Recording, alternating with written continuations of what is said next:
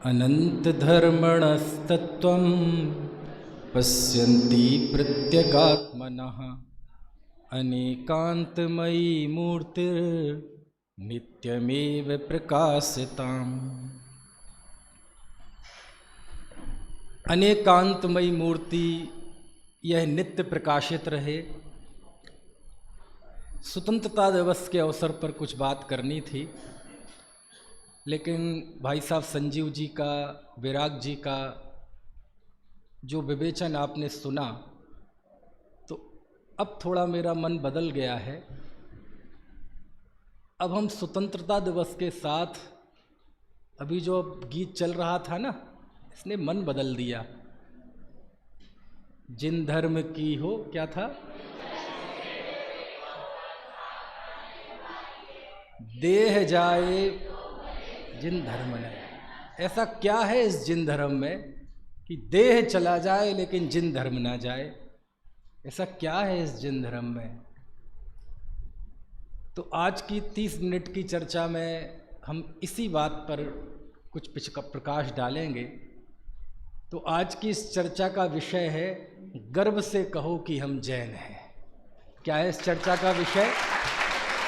गर्व से कहो कि हम जैन हैं। आज भारत देश स्वतंत्र हुआ। आप जानते हैं ये भारत देश, ये भारतवर्ष, इसका जो नामकरण हुआ वो किसके नाम पर हुआ? जब देश आज़ाद हुआ और देश के संविधान लिखने का काम चल रहा था, तो संविधान सभा के सामने एक प्रश्न खड़ा हुआ कि चलो हम इस देश का संविधान तो लिख रहे हैं, लेकिन सबसे पहले इसकी हेडलाइन में ये किस देश का संविधान है, इस देश का नाम क्या है? तो कमाल की बात यह है कि इस देश का नाम समझ में नहीं आ रहा था संविधान सभा को, नेहरू जी को, कि इस देश का नाम क्या रखा जाए। क्यों? अंग्रेज लोग इंडिया बोलते थे, ये थोपा हुआ नाम था। जो बाहर से आक्रांत आए थे वो इसे हिंदुस्तान बोलने लगे, ये भी एक ओढ़ा हुआ नाम था। लेकिन इस देश का नाम क्या हो? देखो कितना बड़ा प्रश्न था कि देश का संविधान लिखा जा रहा है, लेकिन पहली लाइन में हम क्या लिखें इस देश का नाम?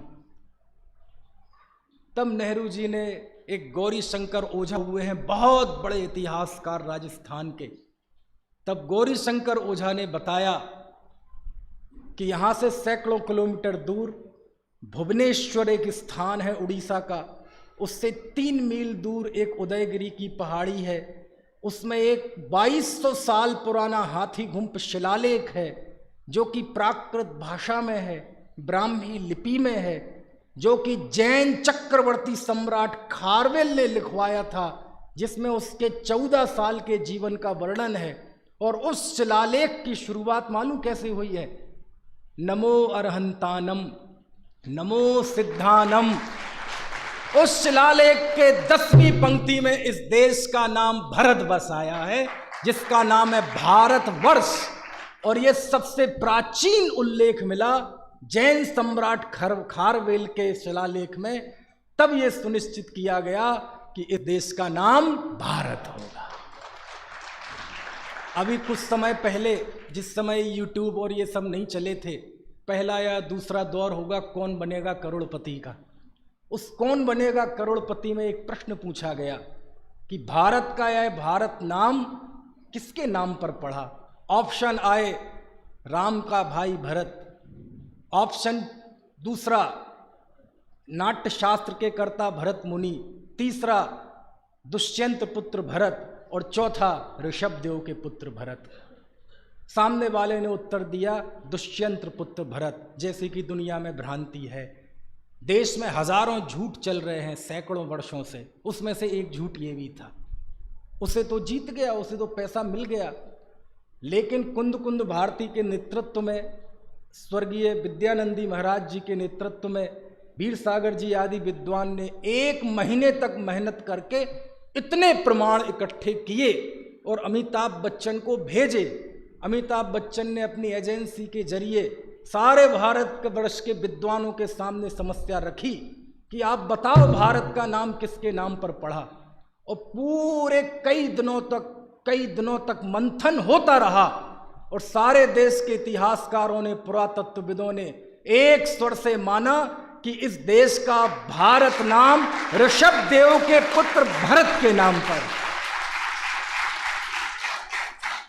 और पहली बार यह इतिहास में हुआ, अब YouTube पे वो उपलब्ध नहीं है, 20 साल पुरानी बात है, उससे ज्यादा, पहली बार ऐसा हुआ कि अमिताभ बच्चन ने खुले मंच से इस बात पर अफसोस किया कि आज तक मैं भी ये मानता था, लेकिन जो इनाम ले गया वो ले गया, अब उसका इनाम तो वापस नहीं लिया जा सकता। लेकिन मैं केबीसी के मंच से बताना चाहता हूं कि ये भारत की फिजाओं में घुला हुआ ये बहुत पुराना झूठ है। सच्चाई ये है कि इस देश का नाम ऋषभदेव के पुत्र ऋषभ। समझ में आया? कितनी बातें हैं। हम कहते हैं देश में संसद के कितने सदस्य हैं? डॉक्टर मनोज जी बताएंगे। 545 सदस्य हैं। एक जमाना था कि भारत देश की संसद में करोड़ों की तादाद में सांसद थे। आप क्या बात कर रहे हैं? हाँ, सारी दुनिया में होती है पार्लियामेंट, लेकिन भारत की पार्लियामेंट जो है उसे कहते हैं संसद। ये संसद क्या है? जब हम शास्त्रों में जाते हैं, आपको पता, जब संविधान लिखा जा रहा था तो उस समय 55 सांसद जैन थे। उसमें जैनों की बड़ी भूमिका थी। बोले यहां जो हमारा ये सब पक्ष विपक्ष बैठेंगे तो इस स्थान का नाम क्या होना चाहिए। उस समय सुनिश्चित किया गया कि इसका नाम संसद होगा। बोले संसद का अर्थ क्या है? तो आज से 1900 साल पहले आचार्य समंतभद्र स्वामी ने स्वयंभू स्तोत्र लिखा और स्वयंभू स्तोत्र में अरनाथ भगवान की स्तुति करते हुए इस समोशरण को संसद कहा। संसद मतलब समोशरण, जहां शेर और गाय, सांप और नेवला, कुत्ता बिल्ली, जहां विरुद्ध प्रकृति के जीव सारा बैर भाव मिलाकर भूलकर एक साथ बैठकर जहां आत्महित की चर्चा सुने, उस स्थान को कहते हैं समोशरण। तो इस संसद को समोशरण, बोलो समोशरण को संसद कहते हैं। वो रूपक दिया गया। क्यों? बोले ये लोकतंत्र है, यहां भी ये महल होगा, यहां भी एक तरफ पक्ष बैठेगा, एक तरफ विपक्ष बैठेगा।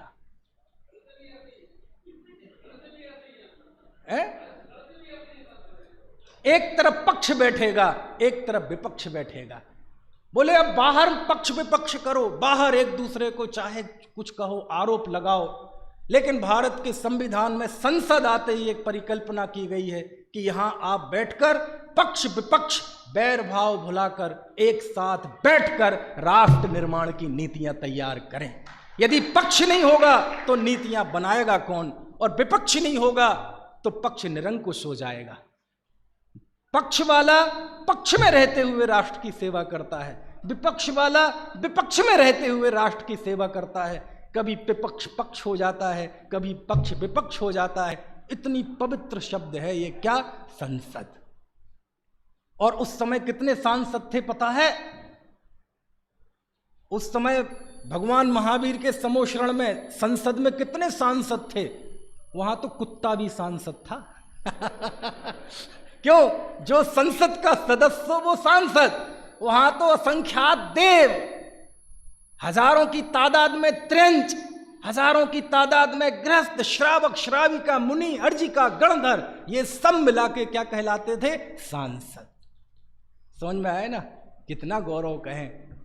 हमें गर्व है कि हम विश्व की सबसे प्राचीन सभ्यता के, विश्व की सबसे प्राचीन संस्कृति के एक हिस्सा है। हमें गर्व है कि ये वो जैन धर्म है जो सारे विश्व में फैला था। आज क्यों सिमट के रह गया, उस पर कभी बात करेंगे, आज उसका समय नहीं है। और मुझे गर्व है अपने इस धर्म पे कि हमारे यहाँ व्यक्तिवाद नहीं है। कोई भी जिन धर्मी होगा, दिगंबर हो, श्वेतांबर हो, किसी भी आमनाय का हो, सब णमोकार मंत्र मानते हैं। सब णमोकार मंत्र मानते हैं ना? णमोकार मंत्र का जरा अर्थ बताइए। णमो अरहंताड़म, क्या अर्थ है इसका? मैं अरहंतों की वंदना करता हूं। प्रश्न, कौन से अरहंतों की भगवान? भारत क्षेत्र के अरहंतों की कि विदेश क्षेत्र के अरहंतों की? सामान्य अरहंतों की, तीर्थंकर अरहंतों की, भगवान महावीर की कि आदिनाथ की? बोले सब अरहंतों की। क्यों? हमारे यहां व्यक्ति की मुख्यता नहीं है, हमारे यहां नाम की मुख्यता नहीं है। नाम तो मिट्टी में मिल जाते हैं, वो पद जिंदा रहता है। नमो सिद्धाणम, मैं सिद्धों की वंदना करता हूं। कौन से सिद्धों की? सम्मेद शिखर जी, गिरनार जी, चंपापुर, पावापुर, कुंडलपुर, सोनागिरी, भरत क्षेत्र के, विदेश क्षेत्र के, 500 धनुष वाले, 5 फीट वाले, कौन से सिद्धों की वंदना करते हैं? बोले हम भेद मत खड़ा करो, जिन्होंने अष्टकर्मों का नाश किया, मैं ऐसे सिद्धों की वंदना करता हूं। हमारे यहां व्यक्तिवाद नहीं है। क्यों? क्योंकि व्यक्ति के नाम पर रागद्वेष खड़े होते हैं, व्यक्ति के नाम पे संप्रदाय बनते हैं। व्यक्ति के नाम पे जब व्यक्ति मुक्त हो जाता है तो धर्म के विकास में बाधा पहुंचती है। तीसरा, णमो आयरियाणम, मैं संसार के समस्त आचार्यों की वंदना करता हूं। आचार्य बताना जरा, कौन से संघ के आचार्य?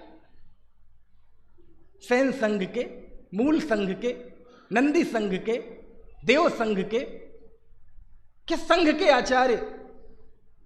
हे पुष्पदंताचार्य, जिन्होंने णमोकार मंत्र लिखा, आप यही कहते हो कि हम अपने आचार्य की वंदना करते हैं, अरहत बली आचार्य की अथवा धरसेन आचार्य की। आप चले जाओ 2000 साल पहले जितने हमारे शास्त्र लिखे गए, हमारे आचार्यों ने किसी का नाम ही नहीं लिया, किसी का नाम नहीं लिया। बताओ, षटखंडागम लिखा भूतबली पुष्पदंताचार्य ने, अपने आचार्य का नाम भी लिया। गुणधर आचार्य ने कसाय पाहुड़ लिखा, अपने गुरु का नाम लिया। कुंदकुंद आचार्य ने अपने गुरु का नाम नहीं लिया, और लिया भी तो किन का? भद्रबाहु आचार्य का, जो कोई पार्टी नहीं थे। उनके गुरु थे जिनचंद आचार्य, अभी नाटक में देखा था ना, उनका नाम लिया। जिनचंद आचार्य के गुरु मांगनंदी आचार्य थे, उन्होंने उनका नाम लिया। मोक्ष मार्गस्य नेतारम भेत्तारम, तत्वार सूत्रकर्ता ने अपने आचार्य का नाम लिया। मूलाचार, मूल गुणेषु विशुद्धे बंदित्ता शब्द संजदा सिलसा, एह लोग पर लोग हृदय थे मूल गुणे तिस्सामी, अपने गुरु का, किसी व्यक्ति का नाम लिया वंदना करते हुए। भगवती आराधना, सिद्धे जय प्रसिद्धे चौबी आराहणा फले पत्ते बंदित्ता अरहंते बोक्षम आराहणा कमसो, 2000 साल पहले लिखा विश्व का सबसे प्राचीन मृत्यु पर लिखा गया शास्त्र। बोलो, शिवकोटि महाराज ने अपने गुरु का नाम लिया। तलोय पंडितिकार यति वृषभ ने अपने आचार्य आर्यमंशु नागहस्ती गुणधर आचार्य का नाम लिया, क्योंकि हमारी प्राचीन आचार्य परंपरा ये मानती थी कि ये ना हमारे गुरु का शासन है, ना महावीर का शासन है, ना आदिनाथ का शासन है, ये तो सर्वज्ञ का शासन है। नाम लेते ही खाइयां खड़ी हो जाती हैं, नाम लेते ही दिल टूटने लगते हैं, नाम लेते ही रागद्वेष खड़े होते हैं, राम लेते ही विभाजन खड़े हो जाते हैं। हमारे आचार्यों ने किसी का नाम नहीं लिया। बोलो, णमोकार मंत्र में किसी का नाम है क्या?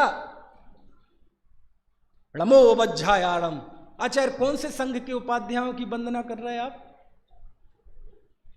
णमो लोए सब साहुणम, मैं लोक के सभी साधुओं को नमस्कार करता हूं।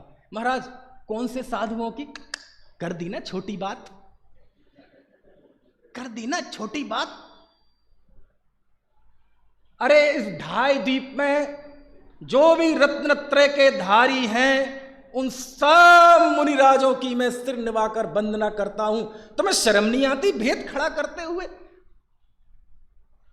आप देखो, इस युग में सबसे पहले षटखंडागम मान लो लिखा गया, और षटखंडागम में सबसे पहले क्या लिखा गया? णमोकार मंत्र, णमो अरहंताणम। जब इस युग में सबसे पहले श्रुत स्कंद की स्थापना हुई और उसका पहला पद लिखा गया, उस पहले पद में पुष्पदंताचार्य ने इस युग में स्थापित कर दिया कि जैन धर्म में व्यक्तिवाद नहीं है, जैन धर्म में धर्म की मुख्यता है, तत्व की मुख्यता है। और जब बाद में जब नाम लिए जाने लगे तो हमारे यहां कई बंटवारे हो गए। इसका प्रमाणिक दस्तावेज कभी देखना हो तो श्रोतावतार के व्याख्यान सुनना, समझ में आया? जब तक नाम नहीं लिया तब तक यह अखंड चलता रहा, और जब नाम लेने लगे अपने गुरु, अपना संग, तो आज ये हालत है कि हम इस स्थिति में आ गए हैं कि कोई एक दूसरे को फूटी आंखों नहीं सुहाता। लेकिन हमें फिर भी गर्व है कि हम उस जिन धर्म के हिस्से हैं जिसमें व्यक्ति की मुख्यता नहीं है। यहां तो कहते हैं जिसने राग द्वेष कामादिक जीते सब जग जान लिया, सब जीवों को मोक्ष मार्ग का निष्प्रह हो उपदेश दिया, बुद्ध वीर जिन हर हरि ब्रह्मा या उसको स्वाधीन कहो। कौन है, हम नाम के चक्कर में नहीं पड़ते। जिसने राग द्वेष को जीत लिया, जो सर्वज्ञ है, जो हितोपदेशी है, हम उनके चरणों में माथा रखते हैं। वो किसी भी जाति में पैदा हुए हों, किसी भी क्षेत्र में पैदा हुए हों, कोई भी उनका नाम हो, न नाम से, न जाति से, न धर्म से हमें कोई फर्क नहीं पड़ता। ये जिन दर्शन है। और यदि इस थीम को लेके चलेंगे ना तो अभी भी जिन धर्म बचा रहेगा, और इस थीम से हट जाएंगे तो रहा साहबी खत्म हो जाएगा। ये सर्वज्ञ का शासन है, ना गुरुदेव का है, ना कुंद देव का है, ना महावीर का है, ना ऋषभ देव का है। ये सर्वज्ञ का शासन है, और सर्वज्ञ का भी नहीं है, वस्तु की व्यवस्था है। इसलिए हमें गर्व है कि हम ऐसे धर्म में हैं जहां किसी व्यक्ति की मुख्यता नहीं है। अगली बात, आपको पता है हमारे धर्म में जातिवाद नहीं है। आप इतिहास में जाओ, इस जातिवाद ने, इस छुआछूत ने इतने दंश इस देश को दिए हैं, इतनी त्रासदी इस देश ने जातिवाद के नाम पे झेली है। जाति के बाद के नाम पे यहां खून की नदियां बही हैं। ऐसा इतिहास है हमारे देश का जातिवाद के नाम पे कि मनुष्यों के एक वर्ग को अछूत कह दिया गया, अस्पृश्य कह दिया गया। इन्हें धर्म का अधिकार नहीं, इन्हें समाज में इज्जत से रहने का अधिकार नहीं, ये पढ़ नहीं सकते, ये मंदिर में नहीं जा सकते, ये शास्त्र नहीं पढ़ सकते। और ऐसे भी उल्लेख आते हैं, मैं शास्त्र का नाम नहीं ले सकता, अच्छा नहीं लगता, ऑनलाइन चल रहा है सब, कि किसी नीची जाति के व्यक्ति ने धर्म की ऋचाएं सुन ली तो उसको पकड़ के पीटा गया और उसके कान में पारा भर दिया गया। तुम्हारी हिम्मत कैसे हो इस धर्म के शास्त्र सूत्रों को सुनने की। ऐसा जातिवाद जहां पशुओं को स्पर्श नहीं माना जाता, पशुओं की पूजा करते हैं, उन्हें मां मानते हैं, लेकिन मनुष्य को एक वर्ग उसको ऐसा अछूत मानते हैं कि यदि छू लिया जाए तो कहते हैं तुम्हारा सारा धर्म भ्रष्ट है। यदि शूद्र की छाया भी पड़ जाए तो तुम्हें नहाना चाहिए, शुद्धिकरण करना चाहिए। हमें गर्व है कि हम इस संस्कृति के अंग हैं, इस जिन संस्कृति के जहां कोई जातिवाद नहीं है। हमारे यहां केवल 5 जातियां हैं, 1 इंद्रिय, 2 इंद्रिय, 3 इंद्रिय, 4 इंद्रिय, 5 इंद्रिय। और इस स्थिति में मनुष्य भी हमारी जाति के हैं, कुत्ते बिल्ली गाय भैंस भी हमारी जाति के हैं। ये जिन धर्म का हृदय है।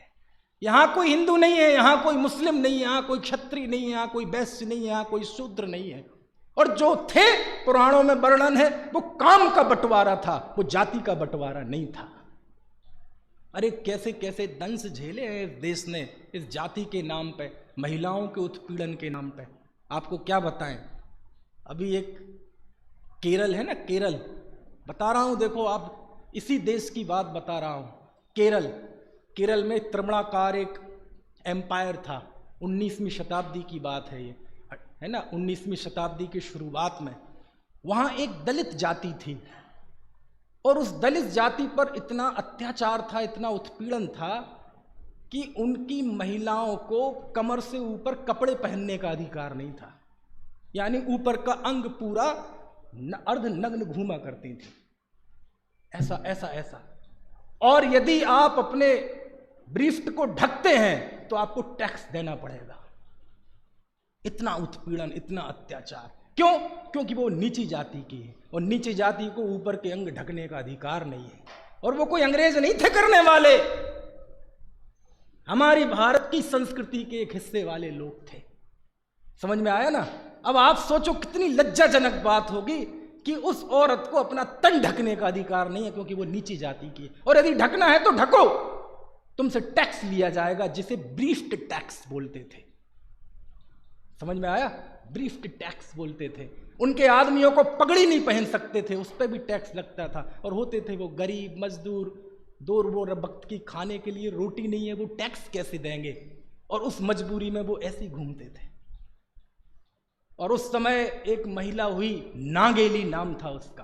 कहाँ, क्या नाम था? नागेली। वो दलित महिला, मजदूर थे दोनों पति पत्नी, मुश्किल से रोटी मिलती थी, वो उसके खिलाफ खड़े हुए समझ में आया? बोले हम नहीं देंगे टैक्स, हम भी तो इंसान हैं, तुम्हारे लिए पशु पूज्य हैं, हम इंसान अस्पृश्य हैं, पशु की पूजा करते हो, हम क्या पशुओं से गए बीते हैं? बोले हम नहीं देंगे टैक्स, हम तन भी ढकेंगे और टैक्स भी नहीं देंगे। तहलका मच गया, क्योंकि वो लोकतंत्र नहीं था उस समय, राजतंत्र था, वहां वोटिंग नहीं होती थी। आप समझो, आप समाज की किसी एक विकृति के खिलाफ खड़े होके तो देखिए, आपको नानी याद ना आ जाए। वो महिला खड़ी हुई, तहलका मच गया, राजा तक बात पहुंची। बोले एक महिला यदि विरोध कर रही है, कल के दिन सब टैक्स देना बंद कर देंगे। और उसके बाद पूरा इनकम टैक्स डिपार्टमेंट पूरे पुलिस बल के साथ उस महिला के घर पहुंची टैक्स वसूल करने। क्या सीन होगा आज की दृष्टि में? अब उस समय व्हाट्सएप वगैरह नहीं थे, नहीं तो वो सोशल मीडिया नहीं था, नहीं तो वो वायरल होते, और वो सब टैक्स के वसूलने पहुंचे। उसके ब्रीफ्ट का मेजरमेंट किया गया, क्योंकि उसके हिसाब से टैक्स निर्धारित होता था। उसने कहा हम नहीं देंगे टैक्स, हम मर जाएंगे लेकिन टैक्स नहीं देंगे। बोले तो टैक्स तो तुम्हें देना पड़ेगा। और वो महिला वो अंदर गई और उसने चाकू से अपने दोनों स्तन काट दिए और केले के पत्ते में ला के रख दिए, लो इसी का टैक्स चाहिए ना, ये ले लो तुम। समझ में आया ना? और वो मर गई। और उसके बाद ऐसी क्रांति चली कि राजा को मजबूरन उस टैक्स व्यवस्था को खत्म करना पड़ा। फिर भी खत्म नहीं हुई, ये 1814 की बात है। और जाके फिर 1859 में ब्रिटिशियर आए, तब उन्होंने उस पर पूरी तरह से बैन लगाया।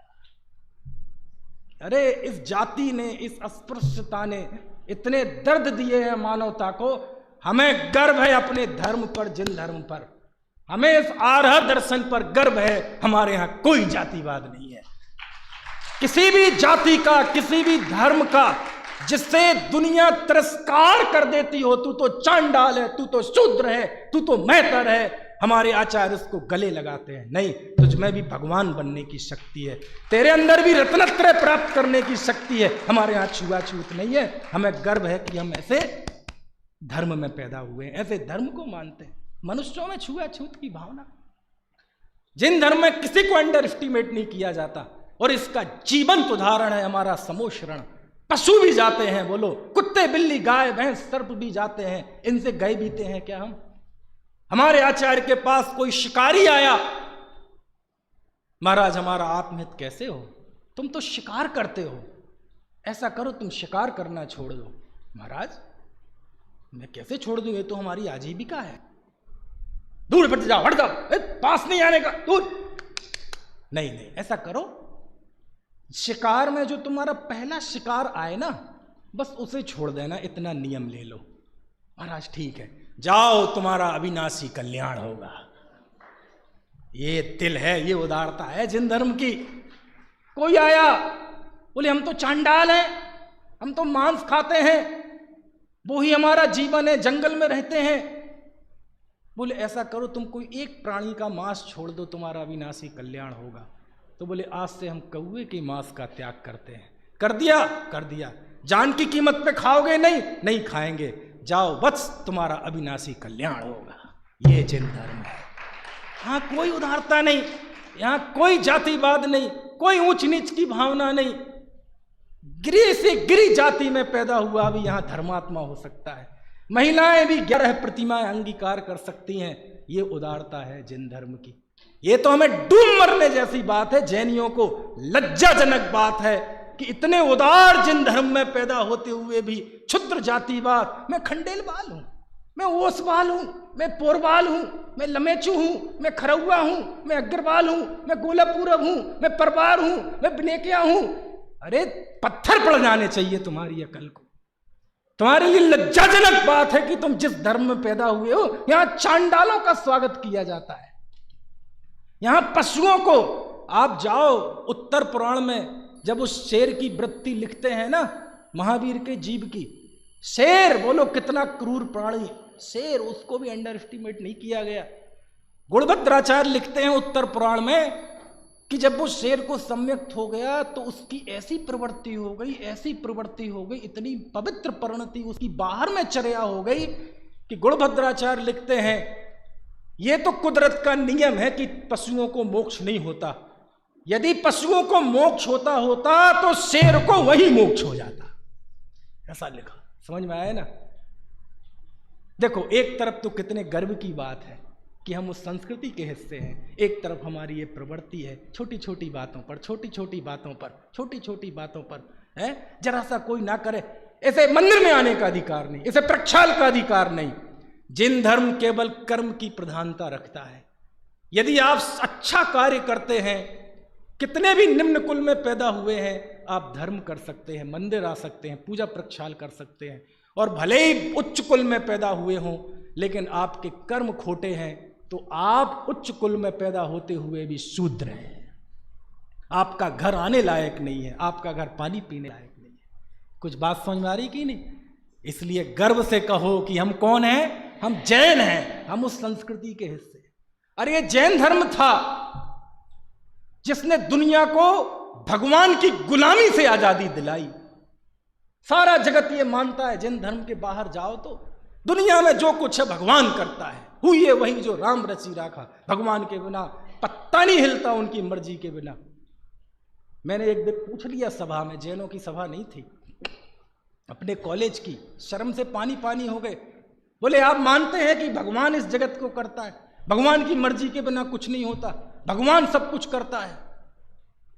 मैंने बताओ एक 6 महीने की बच्ची के साथ, 6 साल की बेटी के साथ 8 लोग गैंग रेप कर रहे हैं, ये भगवान की मर्जी से हो रहा है? उस मासूम को कुचल दिया, ये भगवान की मर्जी से हो रहा है? यदि ये भगवान की मर्जी से हो रहा है तो जिस भगवान की मर्जी से ऐसा हो रहा है उस भगवान को आग लगा दो, चौराहे पे उसका पुतला फूंक दो। ऐसा भगवान क्रूर है? ये पेट में मार दिए जाते हैं बच्चे, भगवान करता है इसको? चौराहों पे महिलाओं की इज्जत लूटती है, भगवान लूटता है? भगवान की इच्छा है? बोले नहीं नहीं नहीं नहीं, भगवान तो नहीं करता, वो तो उनके अपने कर्मों का नतीजा है। हाँ ये मानो, फिर वो भगवान की बात खत्म करो ना।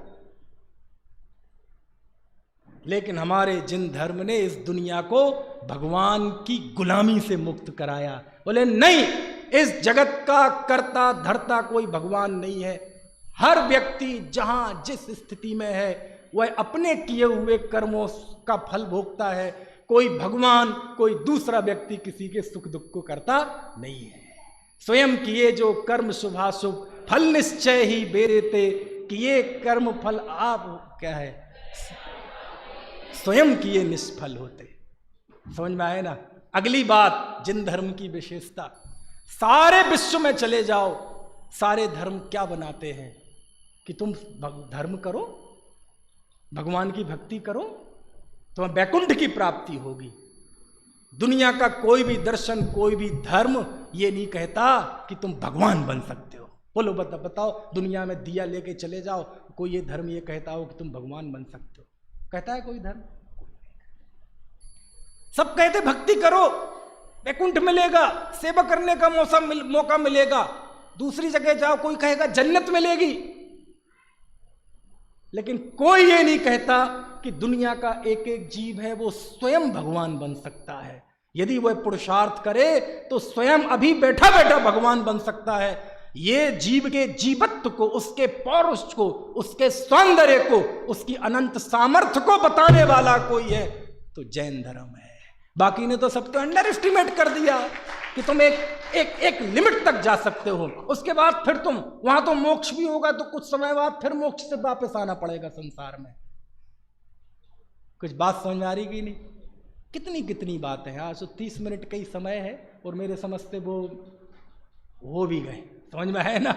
कितनी बातें हैं। दुनिया में जाओ, दुनिया को जैन धर्म ने अनेकांत दिया। बोले यदि आपको वस्तु को सर्वांगीण जानना है तो उसको विविध दृष्टिकोणों से जानना पड़ेगा।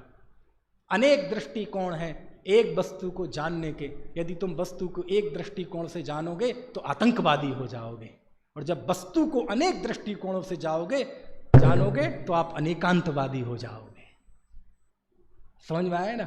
अरे साहित्य की बात करें, आप दुनिया का जितना साहित्य है उस साहित्य को उठाओ, उसमें दुनिया का कह रहा हूं मैं, भारत का नहीं, 90% साहित्य में जैन साहित्य है और बाकी सारी दुनिया का साहित्य 10% है। एक बार राहुल सांकृत्यायन बड़े महापंडित थे, विज्ञान के, साहित्य के, दर्शन के, तत्व के, पुरातत्व के, इतिहास के। ऐसी एक बार भरी सभा में विश्वविद्यालय में उनसे किसी ने पूछा, उनका नाम था महापंडित राहुल सांकृत्यायन। बोले पंडित जी एक प्रश्न है, बोले सृष्टि की रचना किसने की? तो उन्होंने कहा देखो भाइयों, सृष्टि की रचना किसने की ये तो हमें नहीं पता, लेकिन दुनिया में साहित्य की रचना किसी ने की है तो जैनियों ने की है।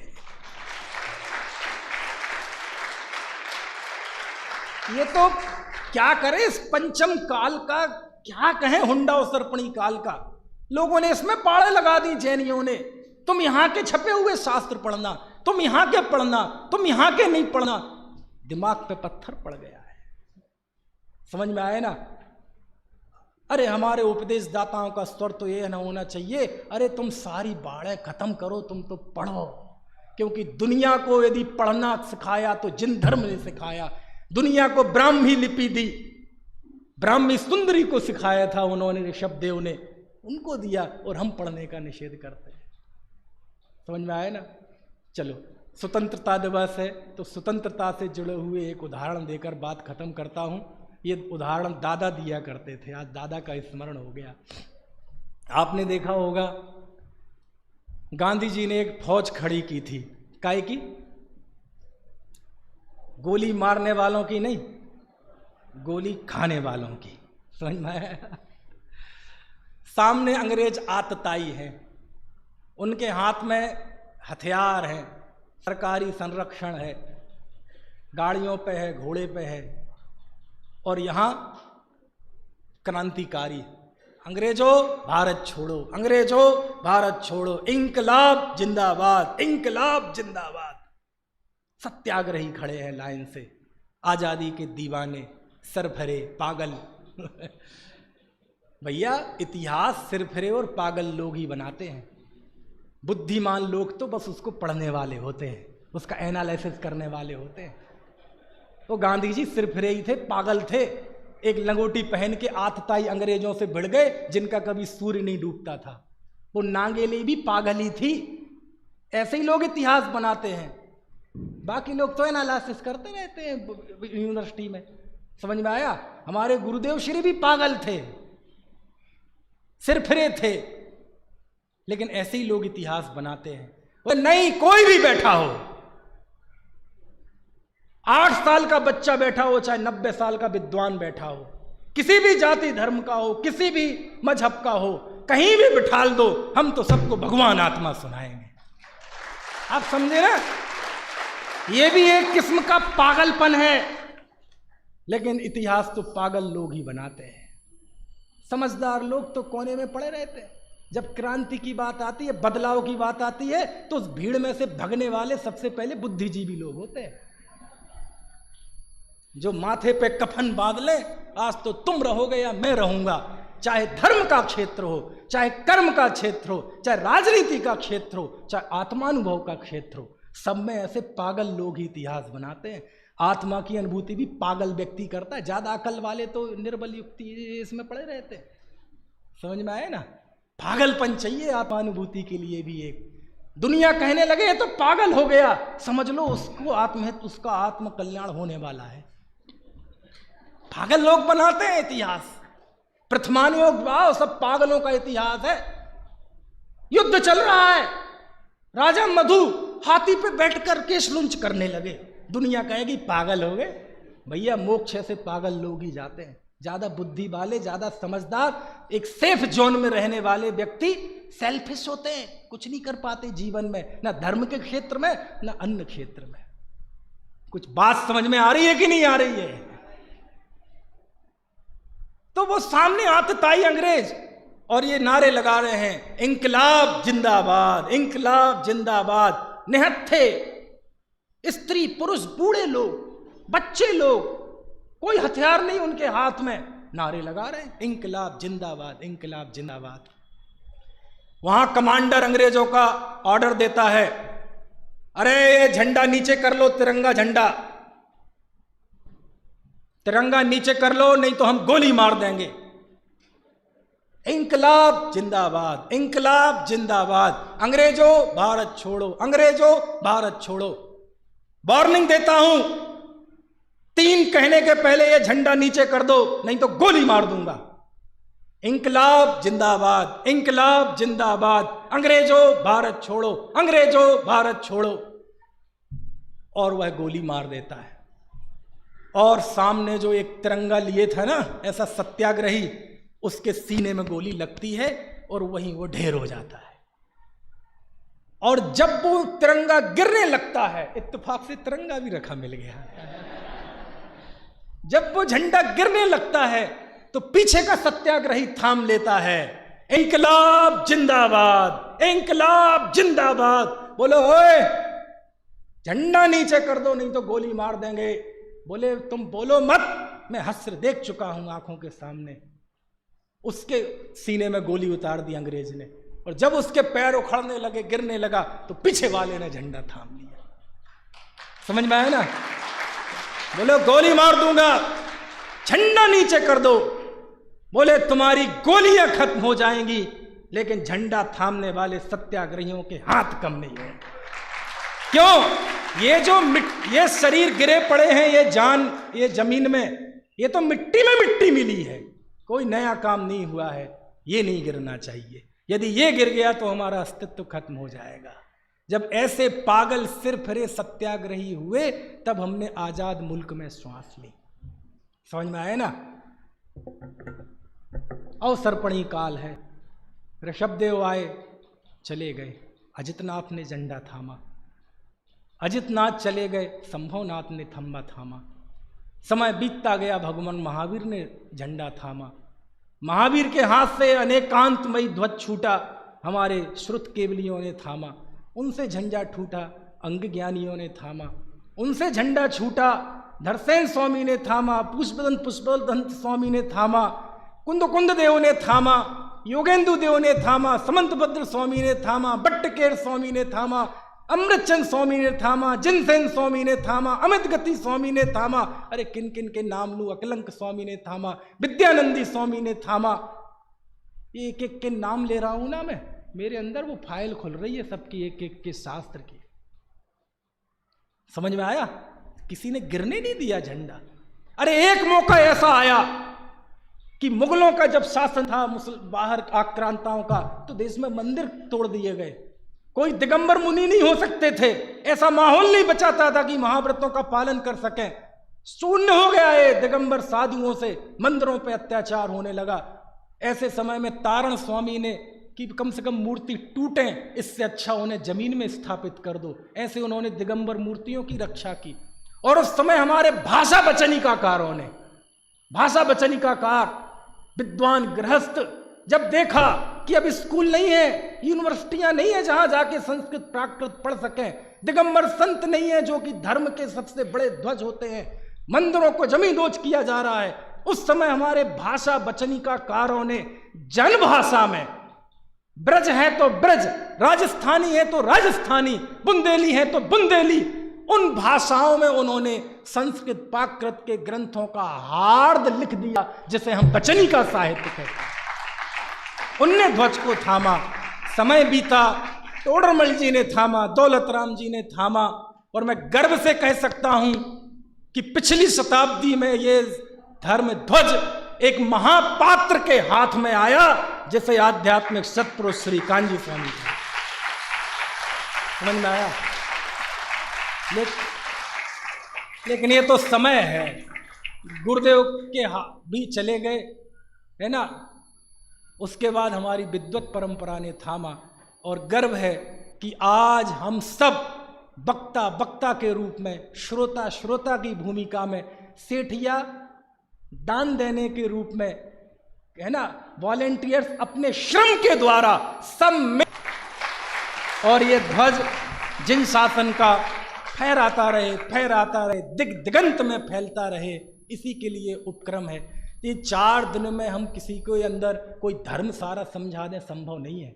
वे तो विराग जी और हम सब का प्रयास ये है कि बस थोड़ा सा धर्म से आकर्षण हो जाए, बाकी तो आप अपना रास्ता खुद तलाश लेंगे। आज विदाई का दिन है। विदाई का दिन मतलब हिसाब किताब का दिन। कौन सा दिन? कौन सा हिसाब किताब? एक तो पैसों का हिसाब किताब होता है, उसकी बात नहीं। इस बात का हिसाब किताब कि जिस दिन आप आए थे यहां, कौन सी तारीख को? 12 तारीख को सुबह जब झंडारोहण हुआ था, और आज भी ये झंडारोहण हुआ है। इन 72 से ज्यादा घंटों के बीच में जो आपकी यहां ज्ञानोदय तीर्थ की यात्रा रही, ये तत्व ज्ञान की यात्रा रही, उस समय के अपने ज्ञान को और अब के ज्ञान को थोड़ा मिलाओ, थोड़ा कॉम्परेटिव स्टडी करो। उस समय आपकी क्या कषाय थी, क्या परिणाम थे, क्या विशुद्धि थी, क्या जीवन था, क्या सोचने विचारने का तरीका था, और अब इस 72 से घंटा से ज्यादा की यात्रा के बाद आज आपको कैसा लग रहा है? और दोनों की तुलना करो। एक पलड़े पे 12 तारीख की सुबह रखो और एक पलड़े पे 15 तारीख की दोपहर रखो, और दोनों में तुलना करो। और यदि ऐसा लगता है कि मेरी ज्ञान में वृद्धि हुई है, मेरी विशुद्धि में वृद्धि हुई है, मेरी विषयाकांक्षा कम हुई है, मेरी दूसरों से शिकायतें कम हुई है, अब मैं जिंदगी में निर्भय महसूस करने लगा हूँ, आत्मा अनुभव के आलंबन की प्रेरणा मुझे मिल रही है, तो हम समझेंगे कि ये शिविर सफल हुआ। समझ में आए ना? और दोनों में तुलना की, और ऐसा लगा कि हम तो उस समय से भी नीचे चले गए। ऐसा कोई है क्या? तो हम समझेंगे हमारा शिविर असफल रहा, अगली बार फिर आओ। और ऐसा लगे कि उस समय जो था आज भी लगभग वैसे ही है, कुछ फर्क नहीं पड़ा, कोई बात नहीं। हम समझेंगे कि या तो हम समझाने वालों की विशुद्धि में कमी थी या आपकी विशुद्धि में कमी थी। हो सकता है दोनों की विशुद्धि में कमी नहीं हो, बस होनहारी गड़बड़ हो। लेकिन मुझे लगता है जिस तरह से सबका श्रम रहा है, आप अच्छा महसूस कर रहे होंगे, और आप जब यहाँ से घर जाएं तो सच में आपके मोहल्ले वालों को, आपके घर वालों में, आप में एक बदलाव नजर आना चाहिए।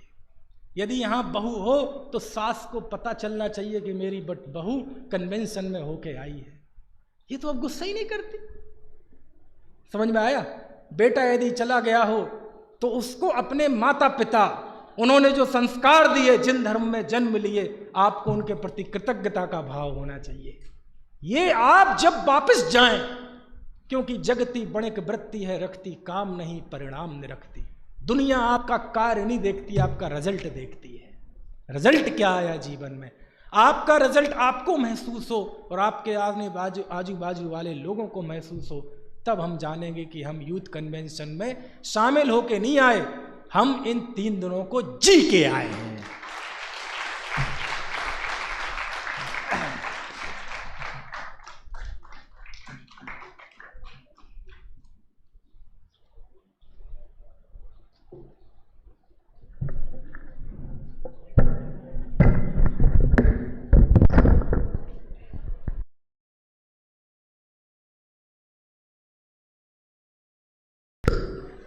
अभी हम सब ने डॉक्टर मनीष जी के माध्यम से मांगलिक स्वाध्याय का लाभ लिया। जब मनीष जी बोलते तो उनको रोकने का मन नहीं करता, मन ही नहीं मानता।